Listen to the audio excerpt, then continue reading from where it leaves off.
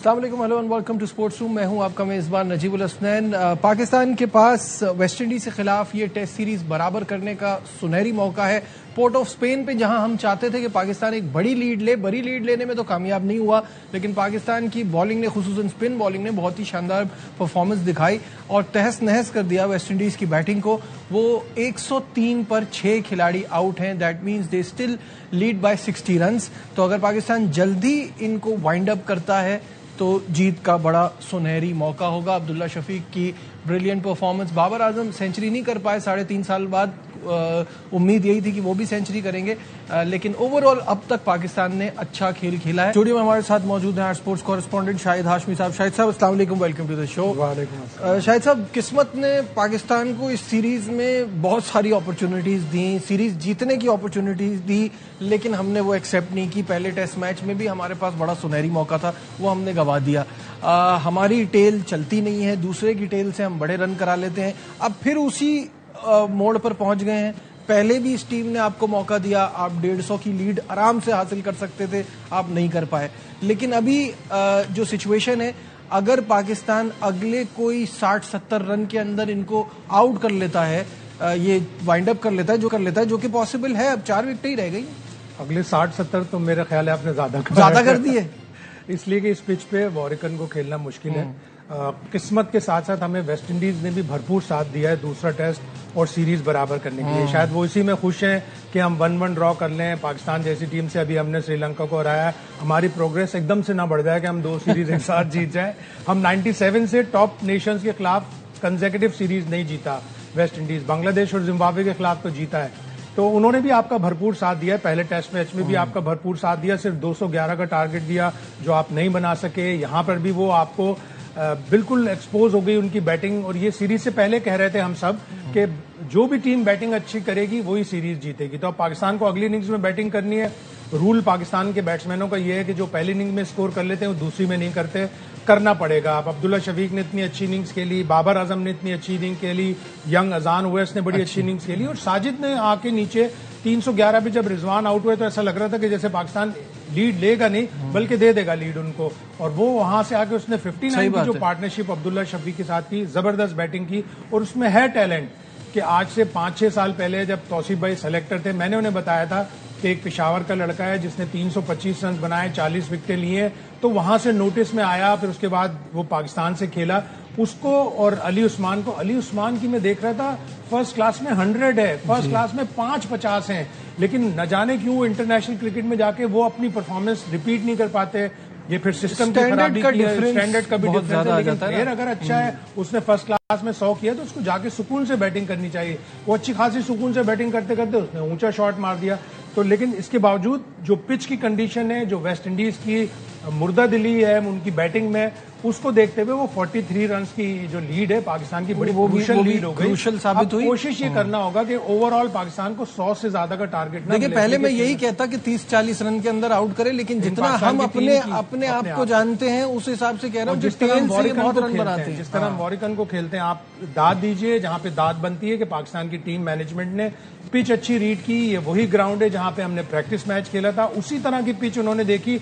2 दिन पहले तो उन्होंने डिसाइड कर लिया था कि हम 2 स्पिनर खिलाएंगे, बाकी किस फास्ट बॉलर को खिलाएंगे किसको नहीं खिलाएंगे वो डिबेटेबल चल रहा है। वो कि अब्बास को नहीं ड्रॉप करना चाहिए था, लेकिन उनको क्रेडिट देना चाहिए कि उन्होंने 2 स्पिनर खिलाए। वेस्ट इंडीज ने अपना दूसरा स्पिनर जो जोशुआ बिशप लेके आए थे कि इसको डेब्यू कराएंगे, इसने 2 सीजन में 91 आउट किए हुए, उसको डेब्यू ना करा के उन्होंने अपने साथ एक तरह से समझो उनकी बैड लक हो गई कि उन्होंने पिच को इतना, जबकि उनके पास मौजूद हैं वो लोग जो इस पिच को अच्छी तरह जानते हैं। रवि रामपाल जो उनके बॉलिंग कोच हैं वो इसी ग्राउंड के हैं, जेडन सील्स इसी ग्राउंड का है, जैंगू इसी ग्राउंड का है। उसके बावजूद वो इतनी पिच को अच्छा रीड नहीं किया जितनी हमारी मैनेजमेंट ने किया। और 2 स्पिनर खिलाना मास्टर स्ट्रोक हो गया। अब ये टेस्ट मैच जीतेंगे, सीरीज बराबर करेंगे तो इंग्लैंड के लिए आपको कॉन्फिडेंस मिलेगा। बिल्कुल, वैसे तो वही बात वही है कि जब आपकी इतनी ज्यादा बराबरी की टीमें हैं, दोनों एक जैसी टीम है, तो हम एक्सपेक्ट कर रहे थे कि यहाँ जाके, और मौका भी मिला जैसे आपने कहा, वो हम नहीं कर पाए। लेकिन ये एडवांटेज हमें खुद वेस्ट इंडीज से दे दिया, क्योंकि जिस तरह की पिच हम देख रहे थे, ये फास्ट बॉलर्स के साथ जाना ये क्या अकलमंदी थी? उन्होंने जाहिर है उन्होंने इतनी अच्छी तरह रीड नहीं किया, जबकि मैं बता रहा हूं उनके पास 3-3 लोग थे और वो शुरू से कह रहे थे कि आखिरी 2 दिन इस पिच पे स्पिनर को खेलना मुश्किल होगा। जैंगू ने कहा, रवि रामपॉल ने कहा, अली उस्मान ने कहा कि आखिरी 2 दिन में ये पिच मुश्किल हो जाएगी।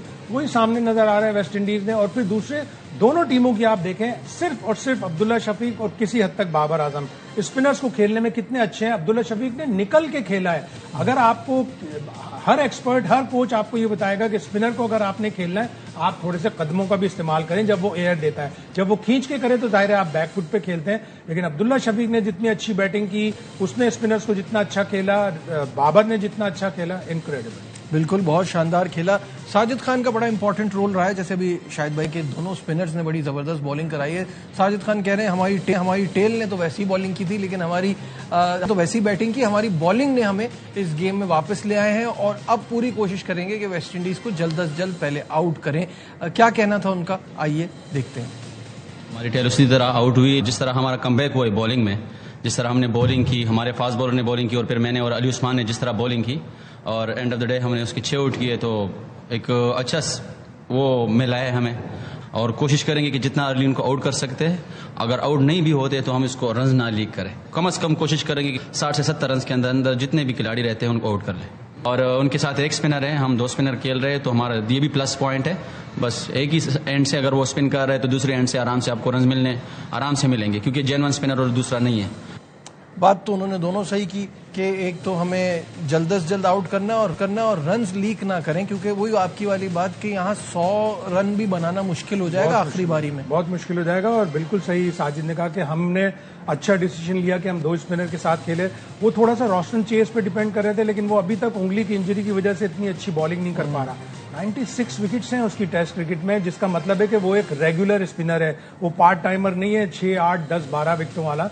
उसने इस सीरीज में ना तो बैटिंग अच्छी की है, ना ही उसने बॉलिंग अच्छी की है, ना ही उसने कप्तानी अच्छी की है। कप्तानी में भी उसके फर्क नजर आया। बाबर आजम की कप्तानी निखर के सीरीज में सामने आई है, तो उनकी गलतियां थी। शायद वो 1-0 लीड लेकर चिल हो गए थे। और ये वेस्ट इंडियन स्टाइल होता है कि चिल करो, रात को जाओ, खूब डांस वांस करो, और सुबह आओ, फिर प्रैक्टिस करो। चिल करते हैं वो, और उनको लिए चिल ही होगा कि हमने 2 सीरीज खेली, एक को हमने हरा दिया सब कॉन्टिनेंट की टीम को, और एक से हम सीरीज बराबर कर दें। बिल्कुल ऐसा ही है। साजिद की बात हो रही है तो जरा हमारे स्पिनर्स की परफॉर्मेंस पर नजर डाल लें। Sajid Khan in second innings हम आपको दिखाते हैं। 12 ओवर्स, 2 मेडन, 32 रन, 4 विकेटें, 3.50 की इकोनॉमी से अब तक ये परफॉर्मेंस रही है। अली उस्मान ने 16.5 ओवर कराए, 3 मेडन कराए, 29 रन दिए, 2 विकेटें ली और 1.7 की इकोनॉमी से रन दिए हैं। शायद भाई, अली उस्मान को देख के अभी आपको क्या फीलिंग आ रही है? अभी आपने जैसे कहा कि वो बैटिंग भी कर लेते हैं, बट एज ए स्पिनर अगर मैं आपसे पूछूं, अभी तक उनकी प्रोग्रेस यहां तक कैसी लगी आपको? दोनों टेस्ट मैचों में थोड़ा दबा नजर आया। पिछले टेस्ट मैच में तो उसका किरदार ही नहीं था, उसका सिलेक्शन ही नहीं था। फिर उसको कहा कि आपने ओवर रेट तेजी से पूरा करना है, तो आप तेज खींच के कराएं, हमें रन्स रोकने, विकेट नहीं चाहिए। तो उस हिसाब से उसने बॉलिंग की। यहाँ पे बहुत बेहतर बॉलिंग की है। लेकिन दूसरी इनिंग्स में जाहिर साजिद खान छा गया। पहली इनिंग्स में भी उसने 4 आउट किए। और हम ये कहकर नहीं खिला रहे थे साजिद खान को कि वेस्ट इंडीज की बैटिंग में ज्यादातर राइट हैंडर्स हैं, तो उसको खिलाना। भाई, डाटा को चैलेंज करो ना। राइट हैंडर को भी उसने आउट किया, होप को उसने आउट किया, 2 लेफ्ट हैंडर आउट किए, केविन हॉज को उसने आउट किया। तो आप हमेशा चैलेंज करें ना। और साजिद खान का जो पैशन है, जिस तरह वो बॉलिंग करता है, जिस तरह वो बैटिंग करता है, जिस तरह वो फील्डिंग करता है, वो कमाल का है। और ऐसे पैशनेट प्लेयर होने चाहिए। इंग्लैंड में भी उसको होना चाहिए, इसलिए कि इंग्लैंड के पास तो अच्छे खासे लेफ्ट हैंडर्स हैं। बिल्कुल ऐसा ही है। अब आप ये बताइए कि अभी जैसे हम बात भी कर रहे थे, अब्दुल्ला शफीक के आने के बाद थोड़ा सा अब टीम के अंदर कुछ छेड़छाड़ होगी इन दी पाकिस्तान टूर ऑफ इंग्लैंड, क्योंकि आपको अब लाना पड़ेगा। शान मसूद तो वैसी परफॉर्मेंस दे रहे हैं, उनकी वापसी होगी, तो उनकी जगह फिर कौन आएगा? और क्या लगता है आपको, क्या चेंजेस देख रहे हैं आप टीम? देखिए, ये तो किसी भी टीम के लिए अच्छा हेडेक होता है कि उसके पास ऑप्शंस हैं। आपके पास सऊद शकील का ऑप्शन है, आपके पास शान मसूद का ऑप्शन है। आप फिर बल्ली या छुरी उसी के ऊपर गिरेगी जो परफॉर्म नहीं कर रहा। और अभी तक पहले टेस्ट मैच में तो एक 60 बनाया, लेकिन पहले टेस्ट की दूसरी इनिंग्स में और इस टेस्ट की पहली इनिंग्स में इमाम फेल हुआ है। और आपने बांग्लादेश में भी उसको ड्रॉप किया था, तो बजाहिर वही नजर आता है कि शान मसूद आ जाएंगे और अब्दुल्ला शफीक, जाहिर है 160 के बाद मोहम्मद अब्बास जैसा सलूक तो आप नहीं करेंगे ना, वो एक टर्म बन जाएगी कि मोहम्मद अब्बास जैसा सलूक, वो तो आप नहीं करेंगे। लेकिन अब्दुल्ला शफीक भी, सारे लोग जब से वो आया है क्रिकेट खेल रहा है, हमेशा सारे लोगों ने, मंसूर राना हो, बासित अली हो, मिसबाह उल हक हो, यूनुस खान हो, सब ने उसकी तारीफ की कि एक बहुत ही टेक्निकली साउंड प्लेयर है। शाहिद असलम जो कोच रहे हैं, जो एकेडमी के भी हैं, वो भी हमेशा तारीफ करते थे उसके। आप सारे उठा के देखें, सिर्फ T20 में वो फ्लॉप हुआ है, वनडे में भी उसका रिकॉर्ड अच्छा है। 2023 का वर्ल्ड कप था, मुझे अच्छी तरह याद है, पहले ही मैच में हैदराबाद दक्कन में श्रीलंका के खिलाफ आउटस्टैंडिंग सेंचुरी, 350। लेकिन वो जो क्वालिटी होती है ना, अब अब्दुल्ला शफीक को अगला टारगेट ये बनाना चाहिए कि मुझे नाम के साथ नहीं, स्टेचर के साथ देख ले कि मुझे शुभमन गिल की तरह करना है कि वो तीनों फॉर्मेट में खेलता है। T20 अभी उसको ड्रॉप किया हुआ है, लेकिन वनडे और टेस्ट में आप शुभमन गिल की परफॉर्मेंस देखें। इंग्लैंड गया, उसने 700 रन बना दिए, विजडन का क्रिकेटर बना। तो उस अब्दुल्ला शफीक को भी अब इस 160 के बाद सोचना चाहिए कि मैंने अब अपनी जगह नहीं छोड़नी, मैं अब कंसिस्टेंटली परफॉर्म करूंगा और अपनी वैल्यू रखूंगा। बिल्कुल सही है। आपको स्टैट दिखाते हैं अब्दुल्ला शफीक इन टेस्ट क्रिकेट, ये स्टैट आ जाएगी उनकी टेस्ट क्रिकेट में क्या परफॉर्मेंस रही है। 24 मैचेस खेले, 1610 रन है और 201 हाईएस्ट है, 37 का एवरेज है और 500 है। ये अब्दुल्ला शफीक की परफॉर्मेंस है। ये अब ये तो मैच चल रहा है ना, तो ये छठा 100 हो गया। तो ये परफॉर्मेंस अब्दुल्ला शफीक की टेस्ट क्रिकेट में है। अब आ जाइए अब्दुल्ला शफीक की इन टेस्ट वेस्ट इंडीज के खिलाफ क्या परफॉर्मेंस है। तो वो अभी इनके 160 रन की ये इनिंग, 323 बॉलों पे 15 चौके, 3 छक्के, 49.5 की एवरेज। तो व्हाट आई बिलीव, शाहिद साहब जो आप कहना चाह रहे हैं कि ये 37 की एवरेज ना अब्दुल्ला को की टैलेंट को जस्टिफाई नहीं करती। वो जो 49 है वही कहीं 45, 47 तक इनको आना चाहिए, क्योंकि आपका टॉप ऑर्डर बैटर इस तरह से खेल रहा हो तभी आपकी टीम अच्छा करती है। कोचेस को भी खुसूसी तवज्जो देनी चाहिए। अब माइक स्मिथ आ रहे हैं साउथ अफ्रीका के, उनको तवज्जो देनी चाहिए कि why this talented player is not performing consistently. Multan में 100 किया था 2024 में इंग्लैंड के खिलाफ, उसके बाद से जो उसकी 9 इनिंग्स हैं उसमें 150, 141 और बाकी सारे सिंगल डिजिट के स्कोर थे, और वो ज्यादातर टेस्ट मैच अपने मुल्क में खेला हुआ है। तो उसको परफॉर्म करना, उसका कंसिस्टेंटली परफॉर्म करना, और जैसा मैंने कहा कि स्पिनर पे कदम यूज करके इस टेस्ट की इनिंग्स में 3 छक्के लगाना, रेगुलर चौके और पुल और हुक कितना अच्छा करता है। जब इस प्लेयर के पास सारे स्ट्रोक्स हैं, सारा टैलेंट है, तो उसको फिर अगली मंजिल उसकी, जैसे आपने कहा कि 40 प्लस का ही एवरेज होना चाहिए। बिल्कुल सही है। यहाँ लेते हैं एक ब्रेक, डिस्कशन अभी जारी है, हमारे साथ रहिए।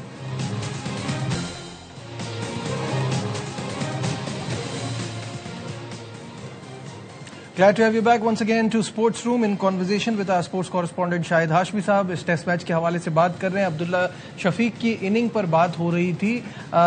वो एक यादगार इनिंग बन गई है। शाहिद साहब, लास्ट 4 में से 3 तो बहुत अच्छी बात है ये कि बड़ी इनिंग जो खेली है वो अब्दुल्ला शफीक ने खेली। किसी एक ऐसा बैट्समैन जिसने श्रीलंका की स्पिनिंग कंडीशन में 201 किया, जिसने श्रीलंका की कंडीशन में 160 किया और पाकिस्तान को 342 चेज करवाकर टेस्ट मैच जितवाया। बहुत बड़ी चीज है कि कोई आदमी चेज में सेकंड इनिंग में इतना लंबा 100 करे। तो जो लोग उसकी तारीफ करते हैं, जाहिर है वो मुखलिस, ईमानदार, सिंसियर लोग हैं, उन्होंने उसकी तारीफ की हमेशा।